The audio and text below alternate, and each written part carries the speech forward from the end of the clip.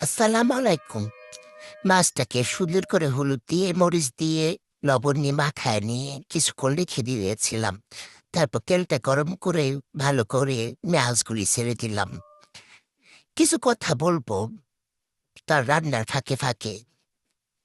কোনো নারী যদি ডিভোর্স হয় বা স্বামী মারা যায়, কখনো বাপের বাড়িতে আইসা উঠবেন না, ভাইয়ের বাড়ি বা বাপের বাড়ি। কারণ সেই নারীটার কোনোদিন মূল্যায়ন থাকে না। তার কারণ হইল তার তো কিছু নাই।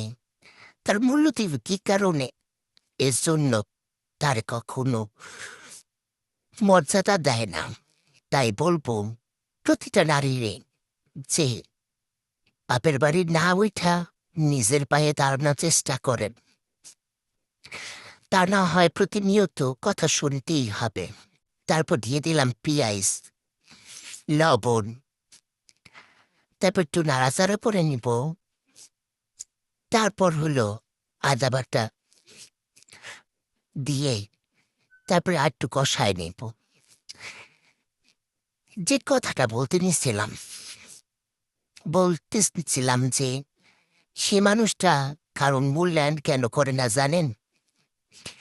এর ফাঁকে আবার একটু হলুদ দিয়ে নেই, ধনিয়ান দিই, মরিচের গুঁড়া দেই। মূল্যায়নটা এই কারণে করে না, কারণ হইল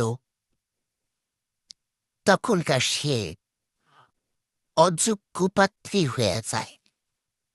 কারণ তার তো এখন কারিগরি টাকা নাই, কেউ কিছু চাইলে তো দিব না। তরকারিটা রান্না করতেছে বেগুন, মিষ্টি কুমড়া, আলু দিয়া, কড়াইটা শুরু হয়ে গেছে। তাই নাকে মুখে বইরা গেছে। তারপর একটু জিরার গুঁড়া দিলাম, দিয়া একটু নাড়াচাড়া দিয়ে নিব। এজন্য ২টা কাঁচামরিচ, এজন্য কখনো বাপের বাড়ি আইসা উঠতে নাই। তারপর সুন্দর করে মাছগুলো দিয়ে দিব, কারণ সে মানুষগুলো কখনো দেখবেন কটুক্ত কথা ছাড়ার কোনো কিচ্ছু নাই।